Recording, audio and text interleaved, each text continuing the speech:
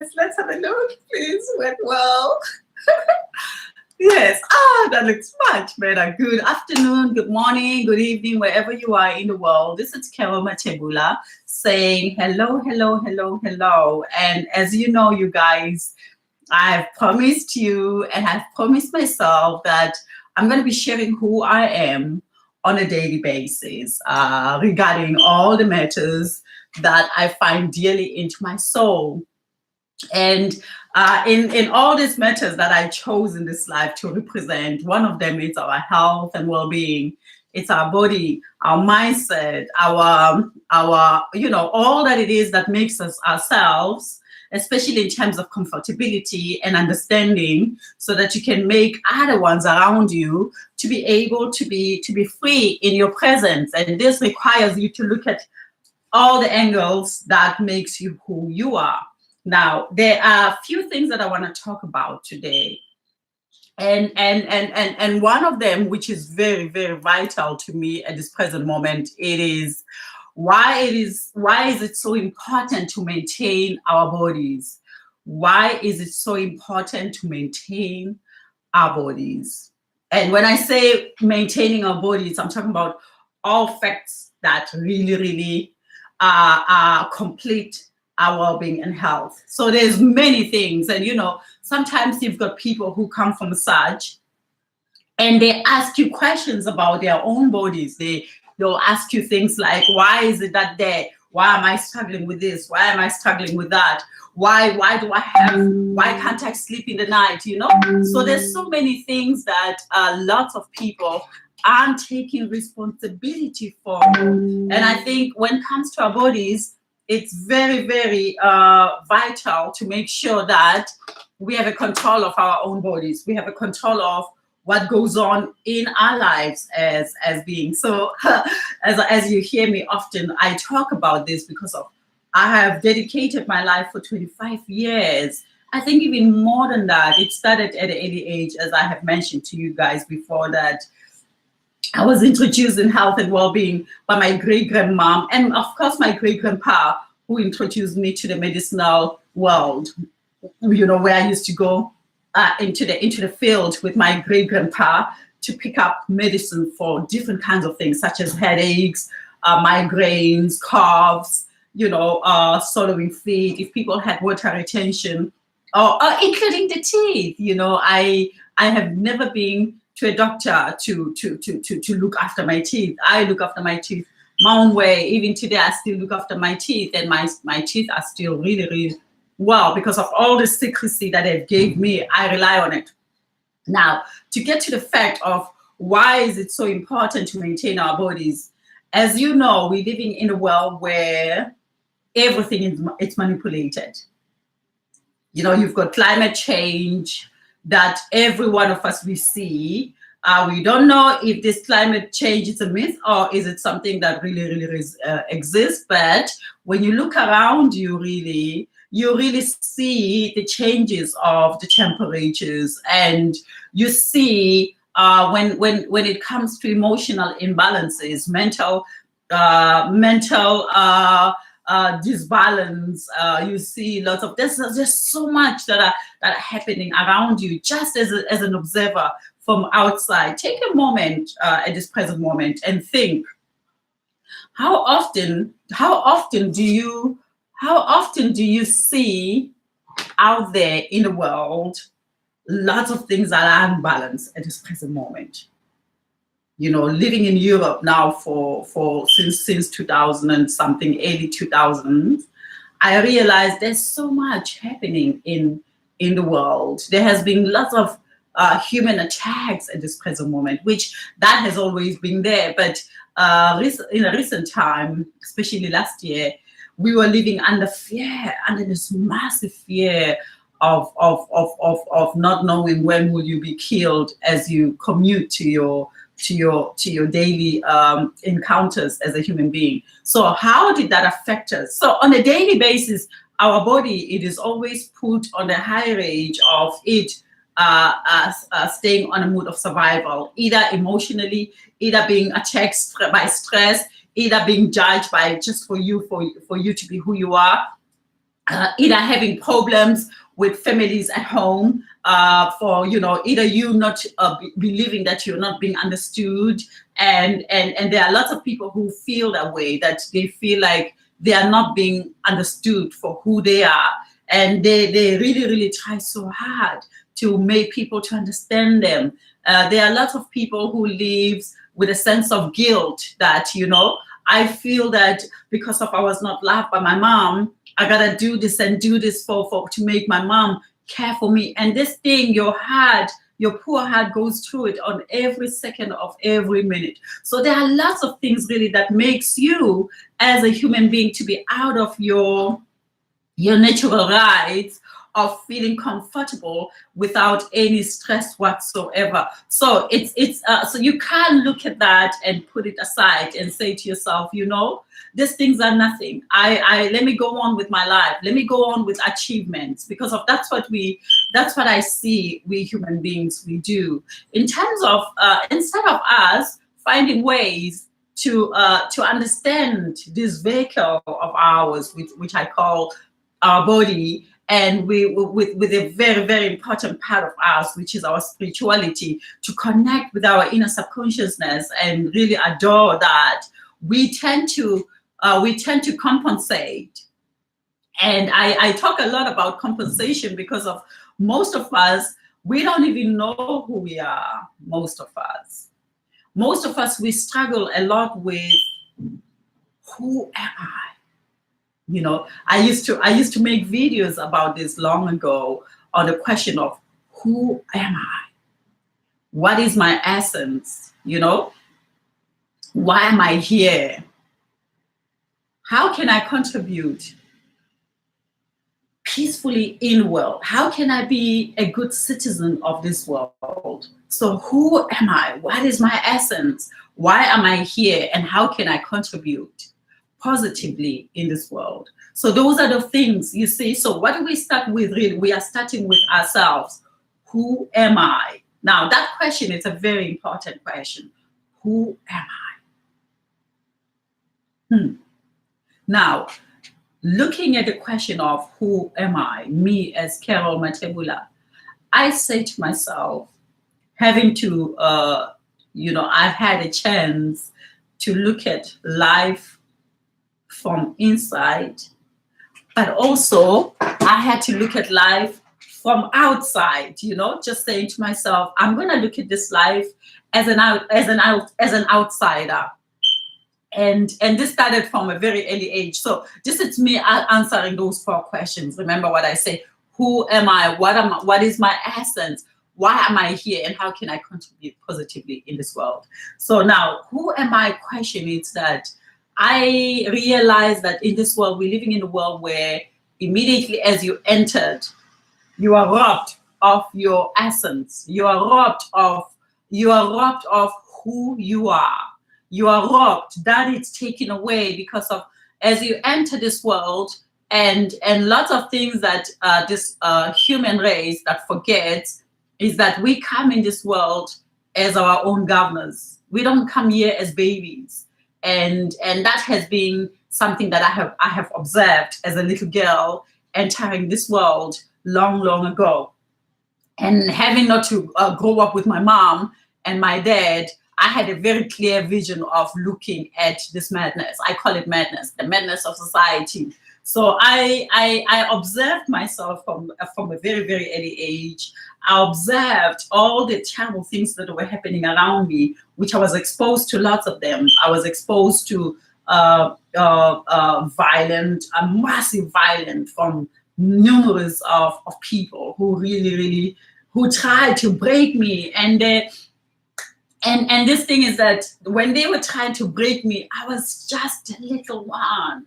I just entered this world. I didn't know nothing about wrong or right.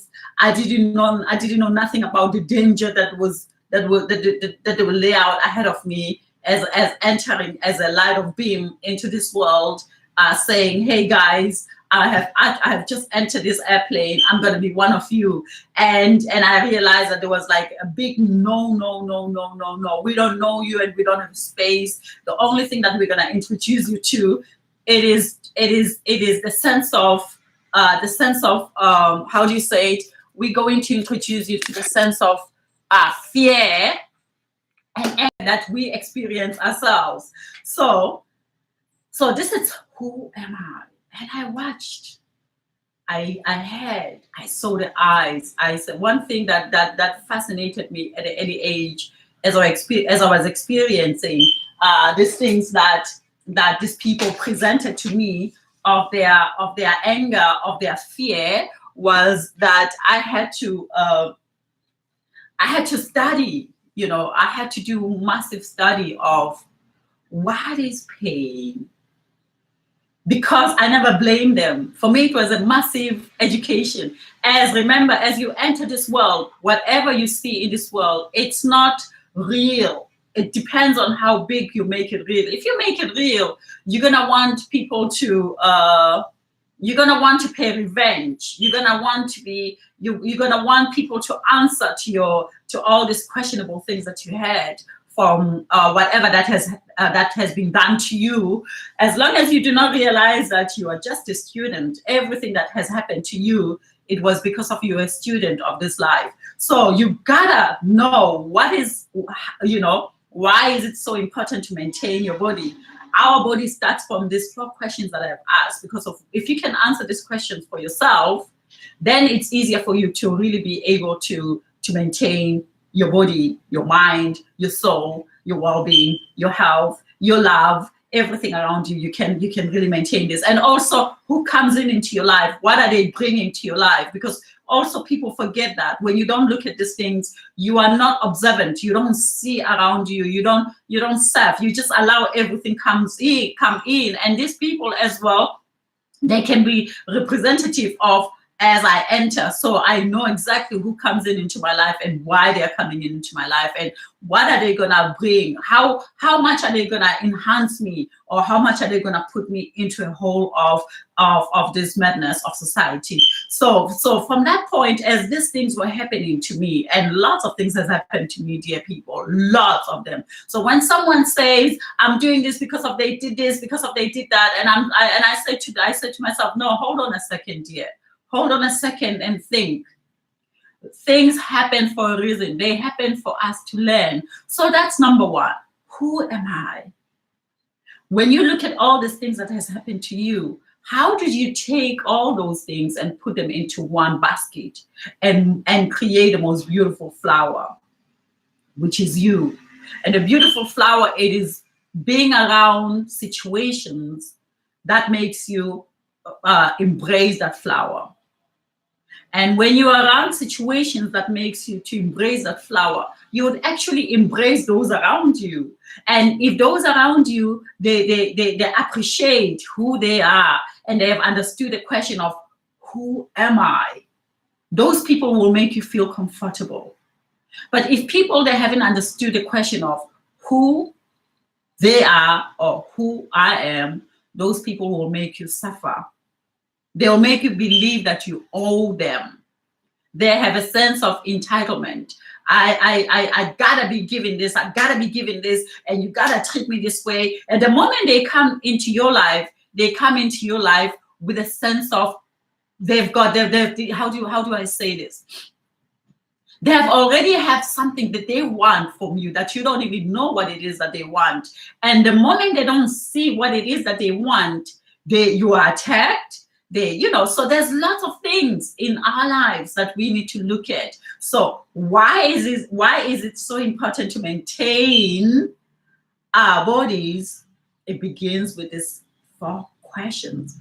Who am I? So now, having to explain all these things that I was exposed to from an early age, I made a decision, and the decision was. Remember, you guys, yesterday I said I do lots of cleaning, so you'll always see me with a tissue because of it's early morning. So the question that I had to ask was, who am I? And then realizing all these things that were happening around me, which was this abusiveness that I was exposed to from women's side, women who didn't know the nature of mothering, women who didn't know the nature of every child who's put in your hands, that's your baby. And these babies aren't problematic. These babies have sponged, because of, as little kids, we observe knowledge, and we are sponge. We suck in whatever that is around us. Now, the environment where you are at will be seen into the little ones who are around you. So if the environment it's not clear and it's full of anxiety, fear, underlying, which are things that human beings overlook, you would see it through the babies. So I think I myself, I was a victim of, I had sponged so many things that were not clear around the atmosphere of human race in those ages of mine, because of having my mom leaving me at the age of 3 months. That was already sponging something of being rejected. And why did the woman reject me? Because of the woman herself was rejected. And also having my father reject me, my father himself was rejected. So you could imagine what was the atmosphere of my mother, what was the atmosphere of my father, what was the atmosphere of the home that I moved and ended up into, because of in that house as well, I didn't stay longer. So wherever I was as this little baby, I was observing and sponging all these imbalances of the madness of society, of not clearness. We live in a society where we do not want to create a sense of peace and sense of harmony. There's always something. Our essence of our subconsciousness, our essence of our souls, our essence of our governor, it's dictated by the things that we how do you say it? that we compensate upon.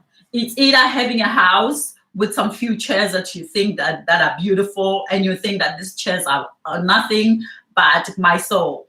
So I will protect a chair. Even if they come to kill me, they will have to go through my body before they get to a chair.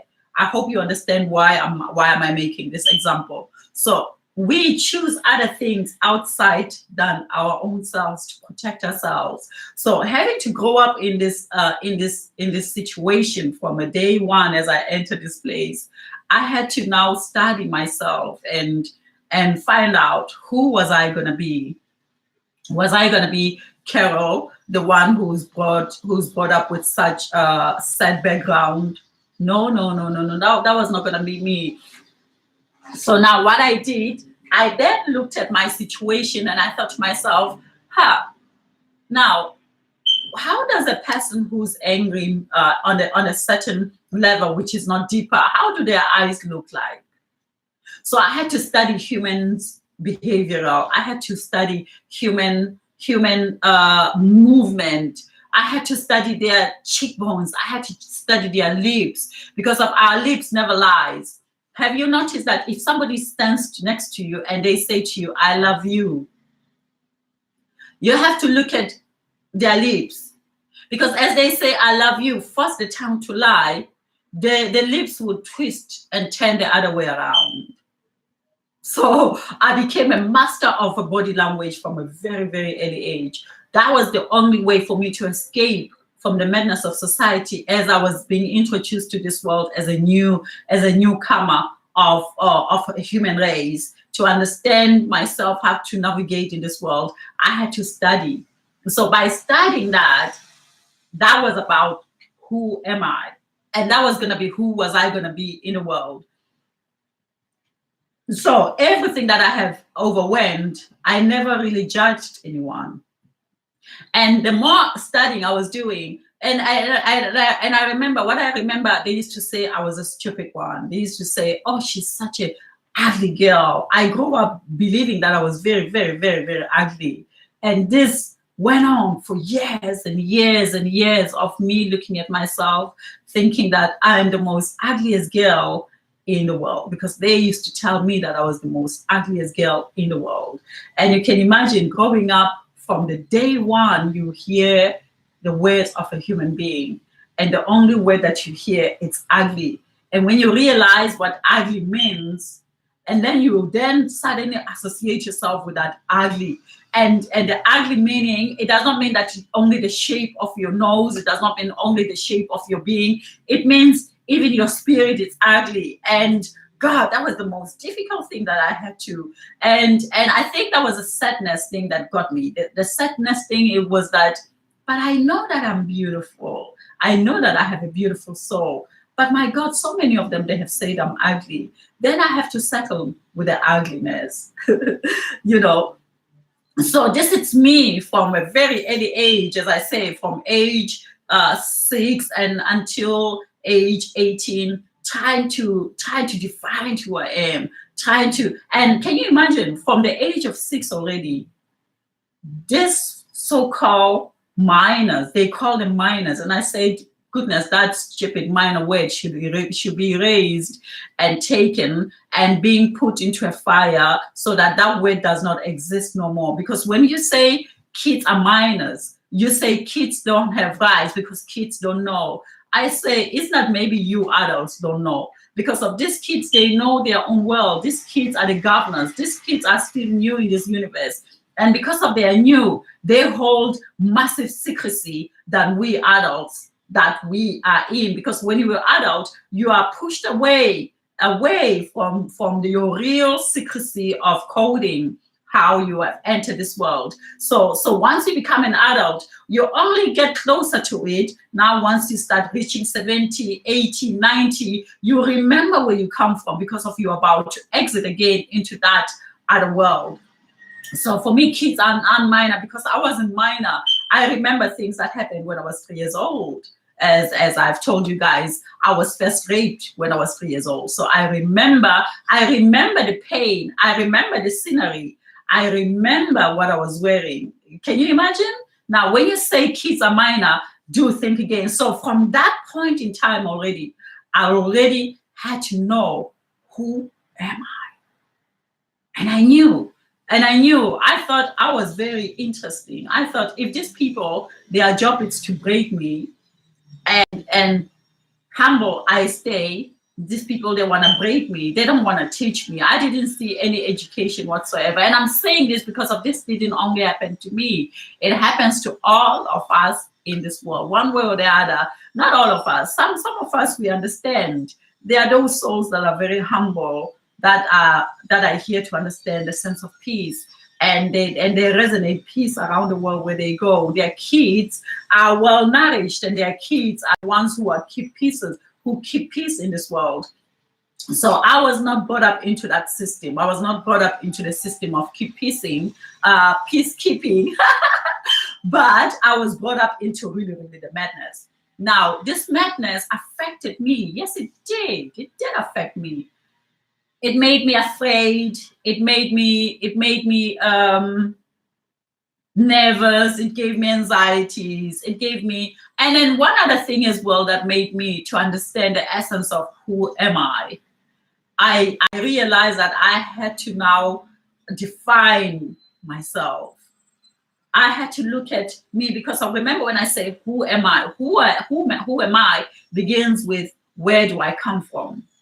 What has made me from where I come from? So sometimes, for example, I've got people who says to me, Carol, do you even know your culture?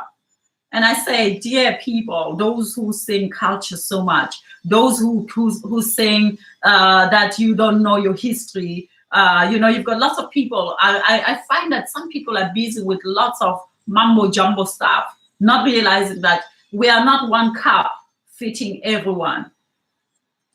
If you choose to pick up a cup of coffee today, do not bring that culture of coffee in my mind, because of coffee, it's not my culture. Coffee is your culture. So those who come to me sometimes and look at me and tell me that I don't know my culture, I tend to laugh, because I don't go around. One thing that I don't do, and I shall never do, it's to stay in a couch with someone and say, do you really know your culture? Do you know where you come from? As an African, do you know even what's the name of your continent? I see people asking me these things, and I say, I know my culture as Carol Matebula, because that's the only thing that I'm represented to. And that culture, it's what I have learned since I entered this world as a human being. That makes it my culture. So I'm very proud with my soul, what my soul has learned, and what my soul is still learning. So there are lots of things to make sure that you maintain your body. It starts with these things. So now, to answer who I am, who am I realized that I was just a soul that had no understanding of this world, that was going to understand the little that I could, because I'm such a tiny, tiny win in this world. And if I was going to say to myself, I'm intelligent, I'm strong, I'm that, I was going to be putting so much burden upon myself. And what I have said to try to understand that question, who am I say to myself every day, I'll be answering that question of who I am, depending on what is the circumstances I'm in, what is the education for the second that I'm in, and what is the wisdom that I'm being given, and what are the hiccups that life presents to me at that present moment, and that will define the answer, who am I, to how do I behave, and how do I interact, and how do I learn, how do I every day do my best to enhance my knowledge and my understanding of how to be gentle around those around me, even though sometimes I'm exposed to fear, even though sometimes I'm exposed to, oh, am I good enough? Even though sometimes I'm exposed, these things would always happen because of that's being real, that's being human. Being human, it does not mean that you have to know it all. Being human, it does not mean that you have to figure it all out. Sometimes I go through these things and I let them happen because of at that moment, it's just the airplane turbulence that are taking place. So that's who I am. Who I am is understanding that there are turbulence that will always shape me when the wind is strong around me, and that it's just okay to be sometimes lack of confidence, not knowing where you're going, but also while you're not knowing where you're going. So I'm gonna go to my essence now. So this is me of who I am, accepting the happenings, accepting things around me. Now, moving to my essence, what is my essence? My essence is something very interesting. My essence, it's me making choices. This is my essence. My essence, I then have to make a choice. Look of all these things that has happened from my background, of my upbringing, my family surrounding, then my familiar spaces. Now I had to now make a choice of defining my inner essence, and this inner essence was me moving away from my environment, that I knew, into new environments of now getting to know how the world operates, what makes the world different from the world where I came from. And I realized that, my God, the world wasn't different. And this is where my peace comes from. My peace is that I know that there are lots of people who are very, very greedy in the world. I know that there are lots of people who are very selfish in the world. I know that there are people who are very who are full of love and serenity and want to enlighten others. I know that there's so many, all these doors, if you have to look. And I think what has made me to be who I am and gives me a sense of peace is that there are billions and billions and zillions of doors that are waiting to be opened by you on a daily. Now, that's my essence. And because these doors are waiting to be opened on a daily by you, now that's when you have to look at your essence and say to yourself, I came here, they said I was ugly. I came here, they said I was a stupid one. I came here, they said so many things. They said. What now was I going to be saying? This was my essence. What was I going to be saying? Because of if they say, you're listening. You are willingly a participator of what they are saying. You are willingly the character that says, keep on saying. But there's going to be a moment of boundaries where you say, enough. Don't say no more. I've had enough. And of course, that would come with rage. that will come with anger, that will come with confusion, that will come with you fighting back. Because of when you decide to say enough, there's lots of things that happens there. But the other thing that you also need to do, it is to monitor that anger. How to maintain your body. It's to monitor how much your rage of you trying to put boundaries goes. And of course, I was I was angry like crazy. And that anger was suddenly me mimicking what I have seen around me. I believe that by being angry, to say I had had enough, I want my boundaries put very clear. I was not just angry just like that, as I was never an angry human being. I never believed in anger. But if somebody went over me and thinking that you are nobody, as the world does that, I find the world very intriguing, really. And you would realize that sometimes you enter into people's surrounding, and these people, they suddenly take you and put you into their own little box where they classify you as, this is Carol Matebula, this is where she belongs. And so in the past, that used to make me very angry. Because I would see it. Remember, as I said, I had studied human mind, I had studied human behavior, I had studied lots of things as after you're exposed to so many things. Oh, and also these rapes that I normally talk about, being raped for so many times. I've studied the art of imbalance and mental disability. And so I could tell it within a blink of an eye. I saw it even before a person opens their mouth. I knew, okay, this is going to be now, Carol, one of those moments where you have to now put your guts up and strong, because of you now have to protect yourself here. One way or the other, something is going to happen that's going to shake your turbulence. This airplane is going to shake like crazy. So from that moment, I believed from the age of 20 until the age of I think 35, that I had to fight very strong to protect myself if I was attacked. Now, because of this, it's my essence. This is my essence. Of course, who am I? That introduced me to that madness of this imbalance of human mind.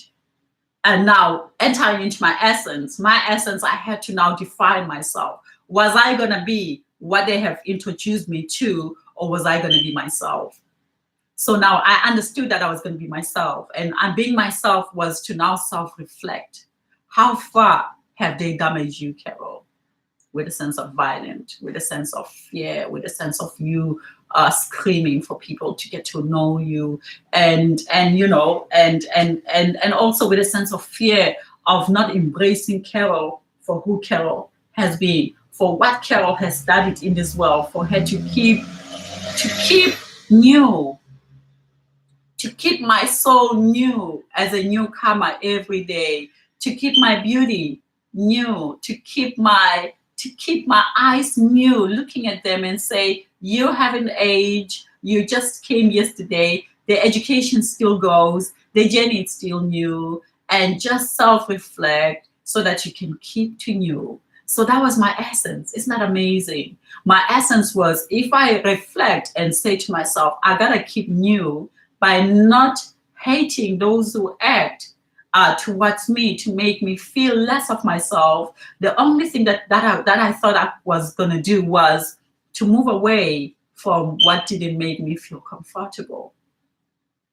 And while I move away, I was not closing doors. If they decided to close the doors, that was okay. But I was not going to be put into the box of others to define me through their lack of themselves knowing who they are. Have they done who am I? Had they done what is my essence? Probably not.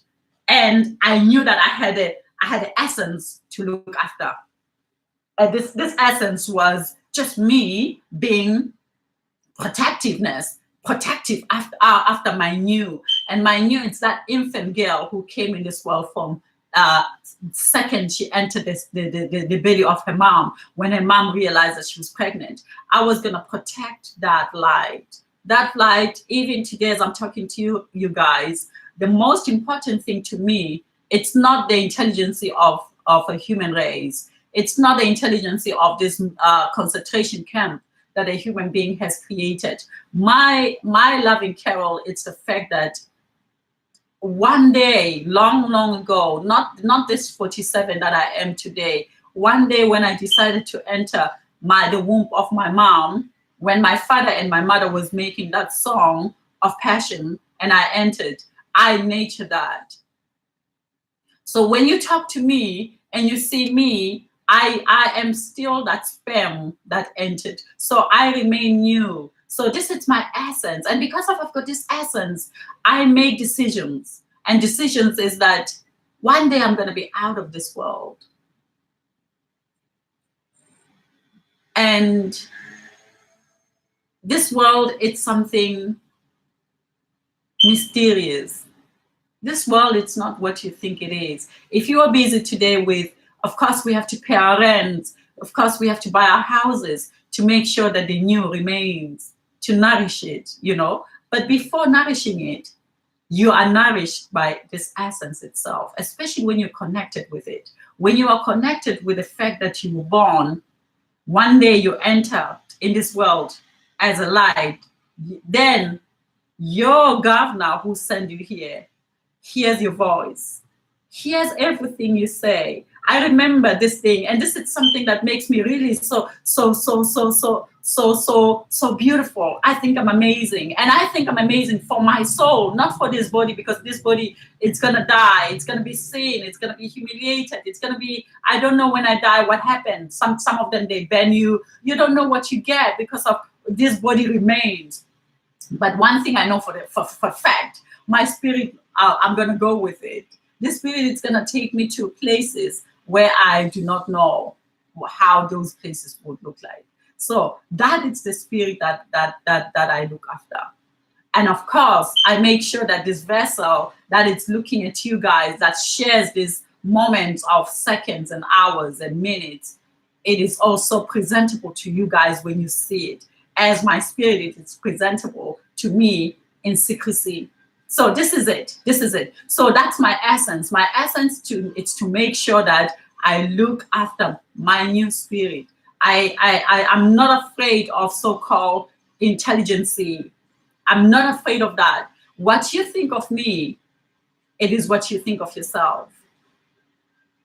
I think each and every one of us are given an education from the day one we enter that belly. There's no teacher or there's no university that is standing there sending you to the uterus, and they don't even know what the colors of the uterus look. Yes, you might use your machines to try to define the art of nature, but I have defined the art of nature by being born. So that's for me, that's my essence. That's what makes Carol Matebula so incredibly amazed with her inner spirit, is that this spirit has been my biggest education and shall it remain my biggest education. So that's how I maintain my well-being. That's how I maintain my body. That's why it is so important to maintain your body. Maintain what your body says. Define these two things so far as I have defined them. Who am I? What is my essence? My essence, it's me staying new. Who am I? It's my experiences that I have embarked upon that had enhanced my essence of being. Number 3, so what was it? Number 1, it was who am I? What is my essence? Why am I here?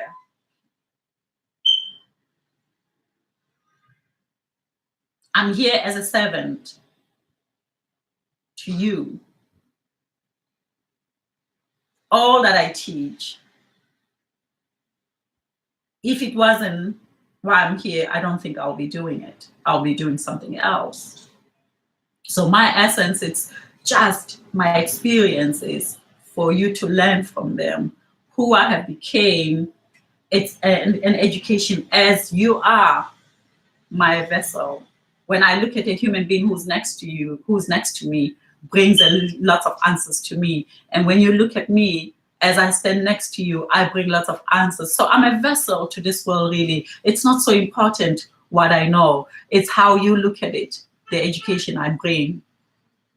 If it serves you, I've done the most important part of me being here.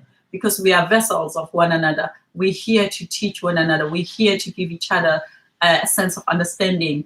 And so why am I here? I'm here to teach about the essence of peace and forgiveness.